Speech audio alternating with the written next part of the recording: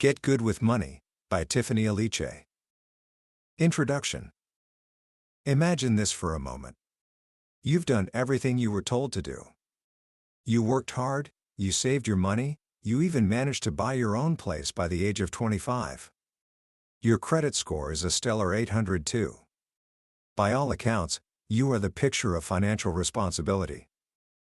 Then, the floor falls out from under you. You lose your job. You get tangled up with a charismatic scammer who promises to make you rich, and you hand over a staggering $20,000 in cash advances from brand new credit cards. A week later, you spend another $15,000 on an overpriced online course, convinced it will help you earn it all back. In less than a month, you go from zero credit card debt to $35,000 in the hole. Soon, you're losing your home, draining your retirement account, and moving back into your childhood bedroom at nearly 30 years old, your confidence completely shattered.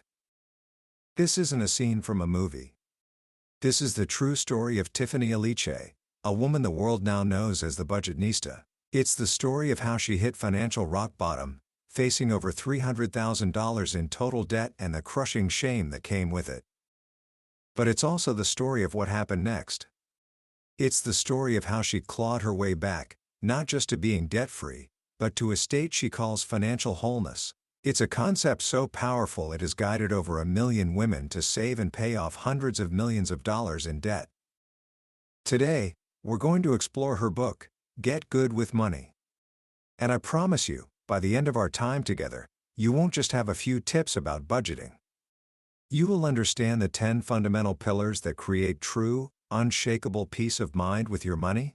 A blueprint for building a financial life that is not just stable, but rich with possibility, no matter where you're starting from today.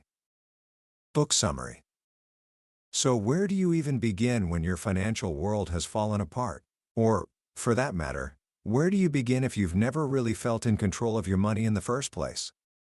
Tiffany Aliche's journey teaches us that the first step isn't about numbers at all. It's about mindset. Think about a time you made a mistake. Maybe you spilled something dark on a light-colored carpet. What's your first reaction? Do you panic, scolding yourself, dwelling on how clumsy you are? Or do you calmly walk over, get a paper towel, and start cleaning up the mess? Tiffany learned this lesson from her mother. While her father would understandably fuss about the cost of a spill, her mother would silently hand her a paper towel. The lesson was clear. Don't dwell on the mistake, focus on the solution. In our financial lives, we are often our own harshest critics. We spill some milk, we overspend, we take on debt, we make a bad investment, and we launch into a tirade against ourselves. But shame is a terrible financial advisor. It keeps you stuck. Tiffany teaches us to become a paper towel person. Acknowledge the mess, forgive yourself, and focus on the cleanup. This shift in perspective is the foundation for everything that follows. Because getting good with money isn't about becoming perfect, it's about becoming resilient. The core idea in Tiffany's work is something she calls financial wholeness. Now, this is a beautiful concept. It's not about being a millionaire or retiring on a private yacht. It's about having 10 key areas of your financial life working together in harmony. When these 10 pillars are strong, you have a foundation so solid that it would take a hurricane to knock you down. You are secure, not because you're rich, but because you have a plan. Interestingly, Tiffany discovered this after she had become financially successful. 7 years after starting her business, she was making more money in a month than she used to make in a year as a preschool teacher. She had paid off all her debts, bought a new house with cash, and even paid off her parents' mortgage. By any definition, she was financially free. And yet, she was terrified. She was constantly afraid of losing it all again. She realized that having a lot of money in the bank didn't equal peace. What gave her peace, she remembered, was her life back when she was a teacher making just $39,000 a year. Back then, even with a small income, she had a plan for everything. She had a saving strategy, a debt payoff plan, good credit, insurance, and even a retirement account. Every part of her financial life had a purpose. She was financially whole, even if she wasn't wealthy. That realization is the heart of this book. So let's walk through this journey to wholeness, which begins with building a solid foundation. The very first pillar of financial wholeness is something that makes a lot of people nervous: budgeting. But Tiffany reframes this completely. A budget, she says, is not a restriction. It's not a financial diet of bread and water. A budget is your say yes plan. It's the tool that allows you to say yes to your dreams, a vacation, a new business, going back to school. It's the roadmap that shows you how to get there. The process starts with a simple exercise she calls the money list. You don't start with numbers, you start with words. You take a piece of paper and create 2 columns, money in and money out. Under money in, you list every single source of income, no matter how small. Your paycheck, that side hustle, the birthday money from grandma, it all goes on the list. Then, under money out, you list everything you spend money on. Rent, groceries, your phone bill, that daily coffee, nights out with friends. Don't judge, just document. You are simply observing the life of your money. Once you have your list of words, you add the numbers. Calculate your total monthly take-home pay. Then, calculate your total monthly spending. Now for the moment of truth, what she calls tears and tissues time.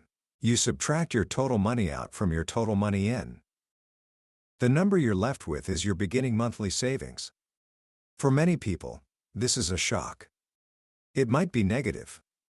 It might be a tiny positive number that doesn't explain where all the money goes.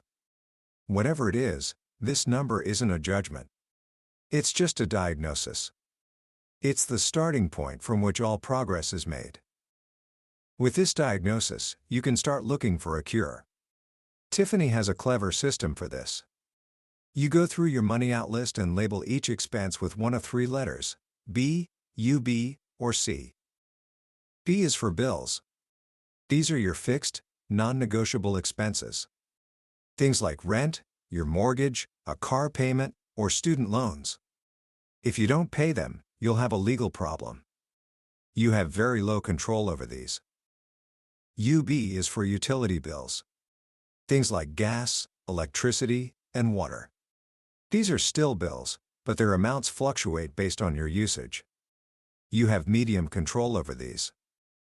C is for cash expenses. This doesn't just mean physical cash. It represents all your flexible, lifestyle spending. Groceries, haircuts, entertainment, eating out. These are the expenses where you have the highest level of control.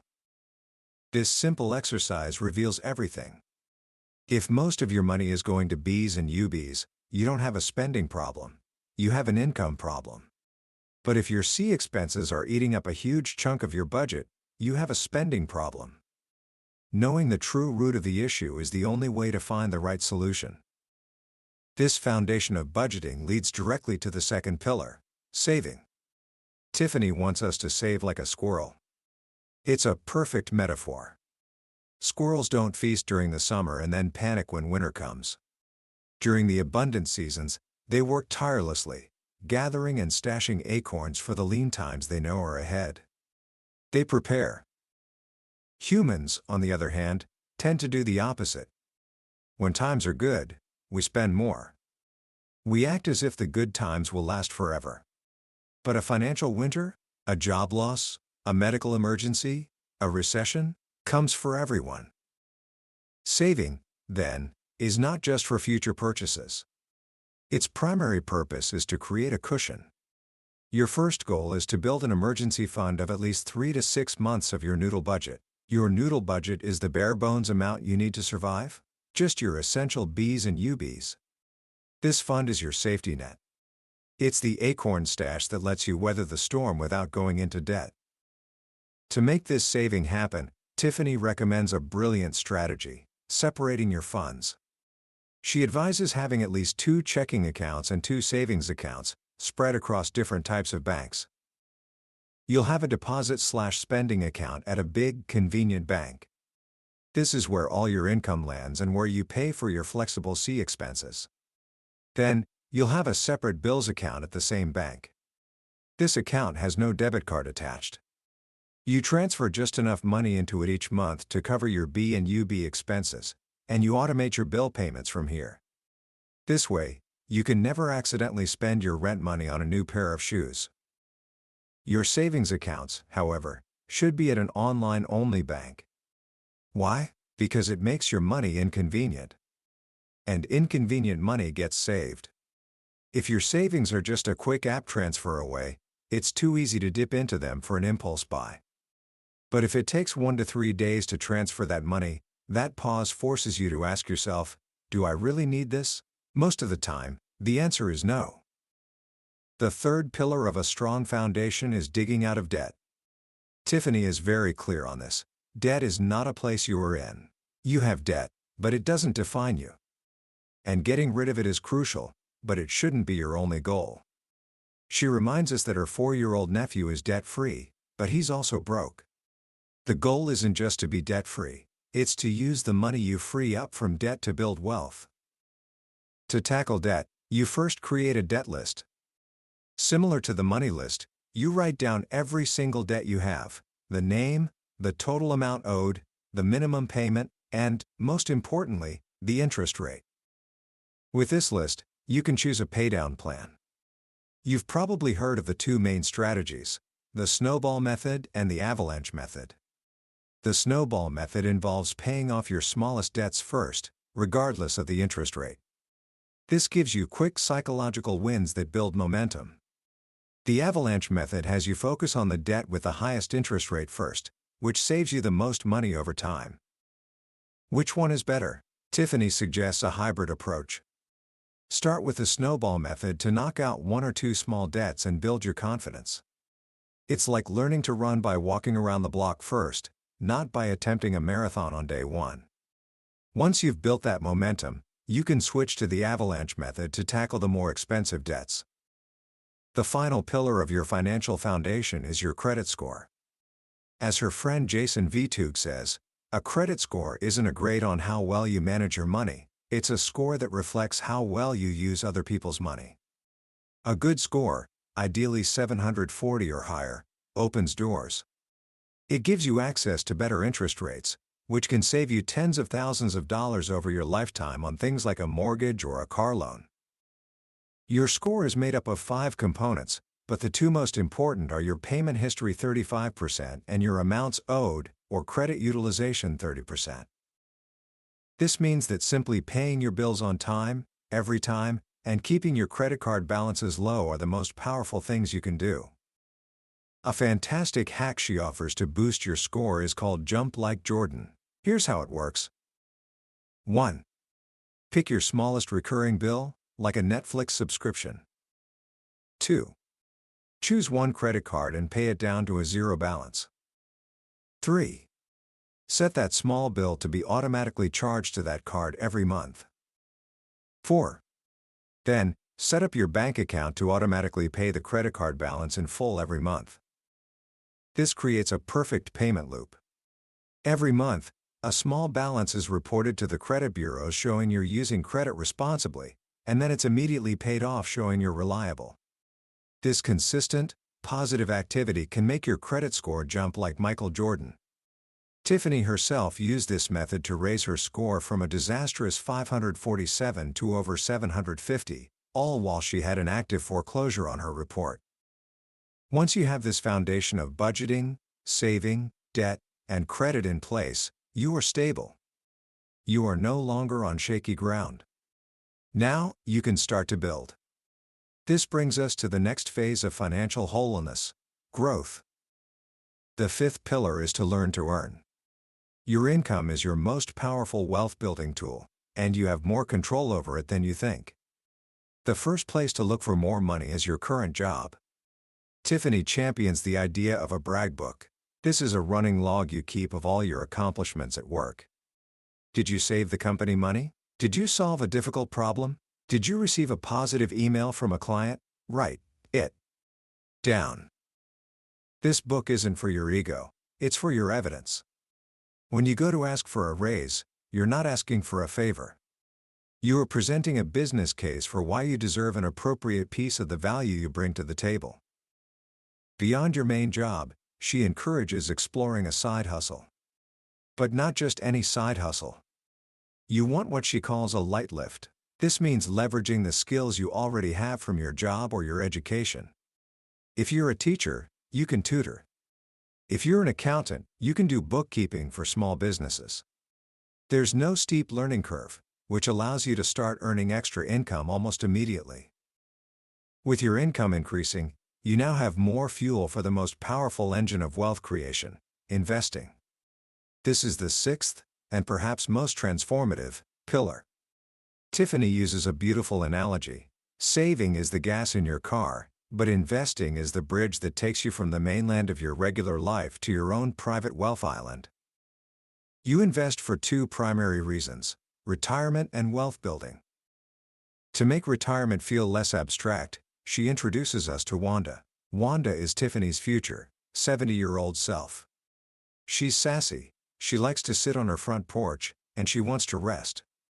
Every financial decision Tiffany makes today, she asks, is this good for Wanda? Your younger self's job is to take care of your older self. By giving your future self a name and a personality, you create an emotional connection to your long-term goals. The magic that will take care of your future self is compound interest, the process where your money makes money, and then the money your money made starts making its own money.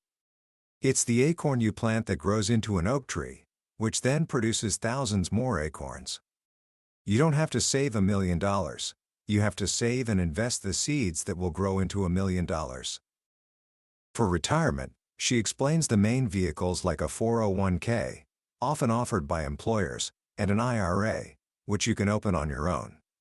A key piece of advice is to always contribute enough to your 401k to get the full employer match. That is free money.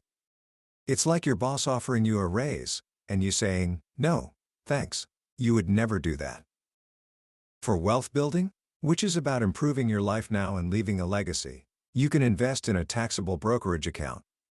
Here, you can buy individual stocks, mutual funds, or ETFs.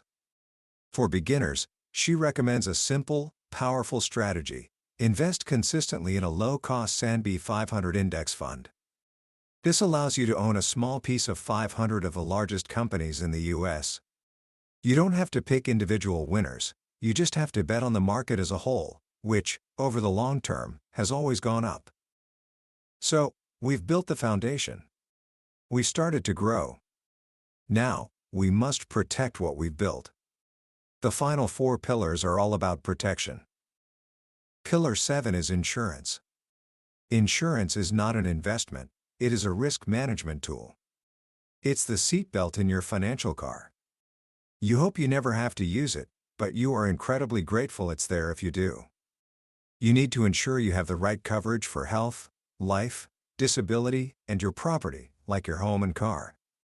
For life insurance, she strongly advocates for term life insurance for 99% of people, which is simple and affordable, over more complex and expensive permanent policies that are often sold with high commissions.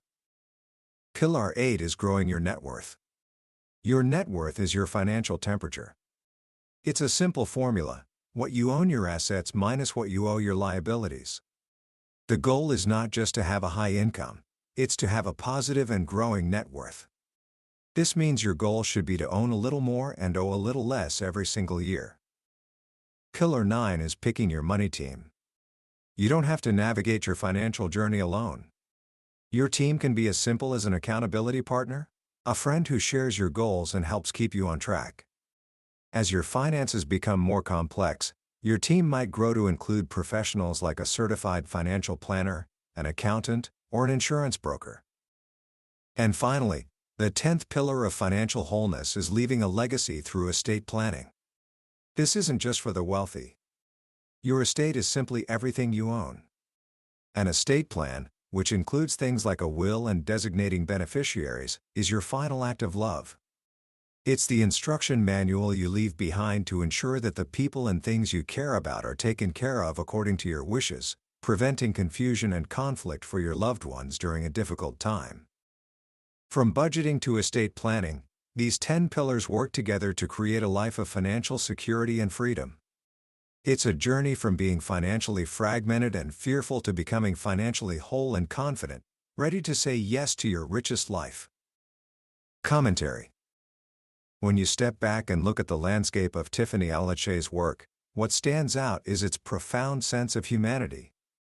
This is not a book written from an ivory tower by someone who has only ever known success.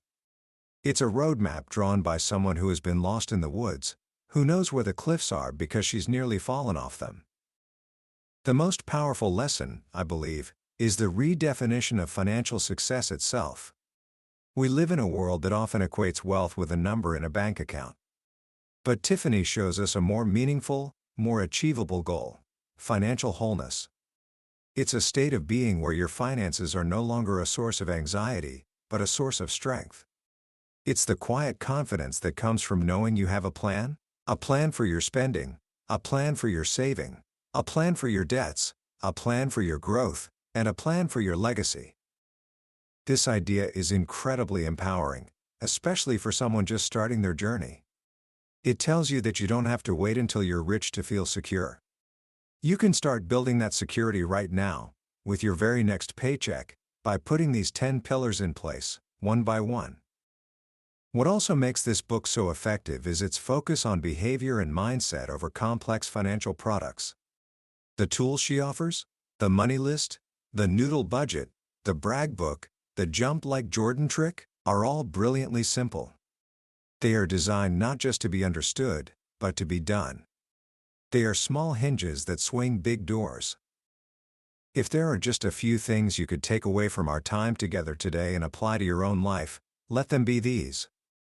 First, become a paper towel person. When you make a financial mistake, and you will, don't let shame paralyze you. Forgive yourself quickly, focus on the solution, and move forward. Your resilience is more important than your perfection. Second, give your future self a name. Whether you call her Wanda or something else, create a living, breathing person that you are working for.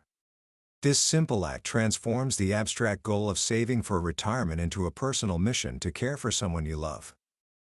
And finally, embrace the idea that a budget is your say yes plan. Don't see it as a cage. See it as the key that unlocks the door to your dreams. By telling your money where to go, you are empowering yourself to build the life you truly want to live. That was a summary of Get Good with Money by Tiffany Aliche. We've touched on the major themes and stories today, but a summary is like looking at a map of a beautiful country. The real adventure, the real discovery, happens when you decide to travel there yourself. If anything we've talked about today has sparked a curiosity in you, I encourage you to pick up a copy of the book. Reading it is more than just learning a set of rules. It's an experience that can fundamentally change your relationship with money and, by extension, your relationship with your own future. You can find a link to the book in the description below. Also, if you found this journey valuable, I'd be grateful if you would hit that like button and subscribe to the channel. That way, you won't miss our next exploration into another life-changing book. Let's continue to learn and grow together.